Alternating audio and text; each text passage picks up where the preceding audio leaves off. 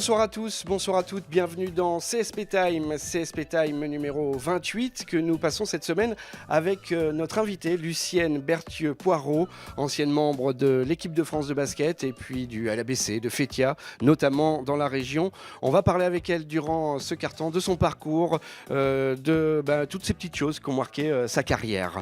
Et puis pour nous accompagner durant ce quart-temps, nos spécialistes basket du Populaire du Centre, Kevin Cao à ma gauche, Jean-Christophe Bourdin à ma droite. Une émission que nous enregistrons toute cette semaine dans nos nouveaux locaux ici au Populaire du Centre et dans notre nouveau studio. Merci de nous suivre. On va donc s'intéresser dans ce troisième quart-temps à vous, Lucienne Berthieu, à votre parcours, à votre carrière. Et on va commencer par une petite bio, si vous voulez bien. Date, lieu de naissance et à quel âge vous avez commencé le basket ? Alors bonjour, merci de m'avoir sur le plateau. J'ai commencé le basket, alors je suis né un 31 mars 1978, je suis né au Cameroun, en Afrique, et je suis arrivé en France quand j'avais 6 ans. Et j'ai commencé le basket assez tard en fait, j'ai commencé vers 11 ans. 11-12 ans, mon prof de sport m'a demandé si je faisais du sport. Non, pas vraiment, à part à l'école. Et donc, il m'a dirigé vers une de ses amies qui était au Stade Poitvin et qui m'a fait faire des tests, qui m'a vu courir, qui a vu ma taille à 11 ans et qui a dit « Ah oui, oui, oui ». Donc, qui m'a montré Donc ce un club, peu. C'était le Stade Poitvin. C'était Geneviève Boscarbiès. Ça faisait... Oh là là, ça fait... ça remonte. Et le Stade Poitvin qui maintenant est devenu... qui a émergé avec... voilà, qui est maintenant le PB86 avec un autre club Poitvin. Et donc vous signez pro en quelle année alors du coup, après cette expérience poitevine ? Assez rapidement, disons que j'ai fait tout de suite 2 ans de Crêpes, ensuite 3 ans d'INSEP, et ensuite 1 an à Rennes avant de partir en universitaire aux États-Unis en fait. Donc j'ai fait 4 ans d'études universitaires aux États-Unis.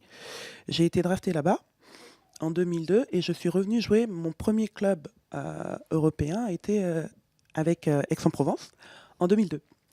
Voilà. Et ensuite, juste les clubs ? Le parcours, parce que vous en Alors, avez fait pas mal. Aix-en-Provence, où on a été championne d'Europe quand même, la Coupe Ronchetti, avec Abdou Ndiaye, donc ça c'était génial. Ensuite, Valence, en Espagne, où on a gagné toutes les coupes en Espagne. On a perdu en Euroleague malheureusement. Et ensuite, avec Valenciennes, qui malheureusement n'existe plus, Valenciennes avec Laurent Buffard. Et c'était une super équipe, mais bon, maintenant, c'est vrai qu'ils ont déposé le bilan. Donc, tous les clubs avec lesquels j'ai eu un petit passé ne sont malheureusement... Pas tous. Tous les clubs professionnels, voilà, professionnels ne sont plus maintenant que des souvenirs dans ma tête et dans ceux d'autres joueuses. Mais heureusement, oui, j'ai pu... depuis que je suis sur Limoges, j'ai eu la chance de pouvoir rejouer avec des groupes assez sympas. C'est une carrière quand même qui place quand même. Oui, voilà. Ça place la sportive. International voilà. Également. Oui, Lucienne, vous avez joué aux États-Unis, vous l'avez dit, formée en université. C'est une expérience qui vous a beaucoup marqué, et notamment au niveau de la mentalité des Américains. Énormément. Le côté, la dimension physique et mentale a fait beaucoup pour moi. J'étais assez timide comme joueuse, mais le côté le couteau entre les dents, le côté la rage, on joue contre une équipe qui est pas très bien classée et nous on est au top, et ben l'envie de gagner, l'envie de marcher sur l'adversaire, peu importe qui on joue, contre les premiers, contre les derniers, ce côté-là est ce qui m'a énormément marqué et ce que j'aimerais voir plus souvent ici de ce côté de l'Hexagone. C'est ce que vous avez gardé sur votre carrière de joueuse après professionnelle, parce que moi je me souviens Bertrand Parvot qui vous a entraîné au Limoges ABC, qui me disait qu'en dehors du terrain, ben voilà, vous étiez gentil et qu'une fois passé la ligne et vous étiez sur le terrain, vous deveniez une guerrière complète. Oui, bah, c'était le but, c'était arriver à se mettre dans la peau de quelqu'un qui avait envie de tout donner pour le bien de l'équipe. voilà, c'est pour ça que j'ai fait un sport d'équipe, parce que tout seul, on peut apporter ses qualités, mais c'est c'est l'équipe qui fait ressortir le meilleur individuellement de chaque personne. Donc, Vous avez connu plusieurs carrières. Finalement, la carrière américaine, l'une des rares françaises à être draftée en WNBA, à évoluer en WNBA.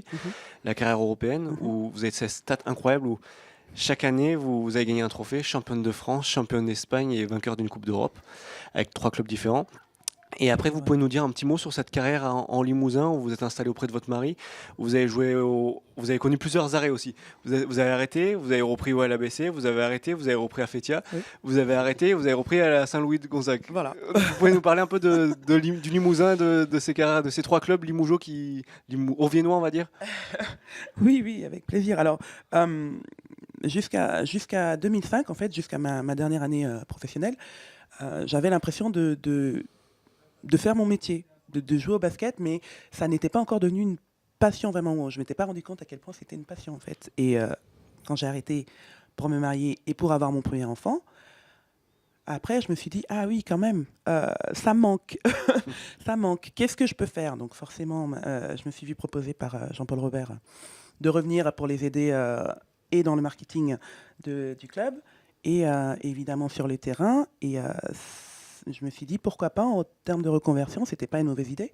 Parce que c'est vrai qu'on nous apprend à être basketteur pendant toutes ces années de professionnel, mais il y a très peu de place laissée à la formation et à apprendre un métier, en fait. Notre métier, c'est le basket. Et malheureusement, on ne dit pas assez aux jeunes qu'il faut aussi se concentrer sur les études parce qu'on n'est pas à l'abri d'une blessure. Et que dès qu'il y a un petit pépin, là, on se remet en question, on remet tout en question et on recommence à zéro. Donc j'ai eu cette chance-là justement parce que je suis partie aux États-Unis, ce qui m'a coûté d'ailleurs beaucoup en équipe de France, parce que j'ai fait le choix d'aller continuer mes études aux États-Unis. J'ai pu avoir un diplôme de communication et de marketing là-bas, et ça m'a aidé pour rebondir avec le LABC. Et ensuite, c'était une expérience enrichissante, mais voilà, j'étais restée un petit peu sur ma faim parce que pour diverses raisons. Fétia m'a permis de rebondir dessus après mon deuxième enfant. Et c'est pareil, j'avais envie d'un club plus familial, où vraiment il y avait l'entente dans les copines, où l'envie d'aller s'entraîner et de se donner à fond. Voilà, qu'on ne vienne pas juste pour faire, parce que c'était de l'amateurisme, donc passer de niveau professionnel où on s'entraîne 2 fois par jour, où c'est notre métier. Et vous prenez le même plaisir? Oui, beaucoup plus maintenant, parce que je me rends compte à quel point c'était une chance de se dire que les joueuses qui étaient payées pour faire ce sport, elles venaient, elles donnaient tout. Et quand je vois, avec la FLG notamment l'année dernière, où on a fait une année, mais génial, on était partis, une bande de copines, voilà, apporter, avec un super amateur, à mon avis, ça doit apporter quand même. Mais voilà, mais je pense que elles m'ont fait leur donner ce qu'elles m'ont donné elles. J'étais tellement à l'aise, tellement bien avec le coach Stéphane Barrault, avec Caro, enfin toute cette bande de copines, que voilà, elles m'ont donné envie de me dépasser, et je voyais vraiment qu'elles venaient à l'entraînement pour apprendre aussi, pas juste pour meubler, parce que là c'était la fin de la semaine, et que voilà, l'état d'esprit était vraiment différent. Et voilà, elles m'ont redonné vraiment goût à jouer et à prendre plaisir. Et il y a une dernière partie de ta carrière maintenant, c'est le handi-basket. Tu peux nous dire un petit mot sur ça? Apparemment, tu fais du handi-basket. Oui, depuis l'année dernière, j'ai eu la chance de rencontrer Laurence. J'ai vu une démonstration au LABC. J'étais allée avec mes enfants et je tombe sur ça. Je me dis, tiens, pourquoi pas? Donc j'ai été la voir à la fin. Elle m'a dit, oui, tu peux venir, on affecte les valides. Donc j'ai dit, allez. Mon mari me disait, hein, t'es sûr? Mais non, tu peux encore jouer. Je dis, oui, bien sûr, je peux jouer. Mais voilà, j'ai envie de voir ce que ça peut donner. Mon point fort étant mon haut de corps, mes genoux étant un peu beaucoup handicapés, je me suis dit, pourquoi pas? Et ça a été une découverte vraiment géniale. Ils m'ont accueilli à bras ouverts. On a fait une démonstration à Poitiers sur la place d'Armes avec des enfants. Ça s'est très bien passé. Et là, on a joué hier notre premier match contre Angoulême, qu'on a battu. Et c'est une super ambiance. C'est Alors, différent. donc vous habitez bien Limoges, maintenant c'est votre ville. Hein. Oui, c'est ma ville. Voilà. De Et cœur. On voit souvent d'ailleurs au CSP, vous suivez beaucoup l'actualité du club. C'est pas pour rien qu'on vous a fait venir dans cette émission. N'est-ce pas? C'est Il faut demander à mes enfants. Une vraie supportrice aussi donc, du club de Limoges.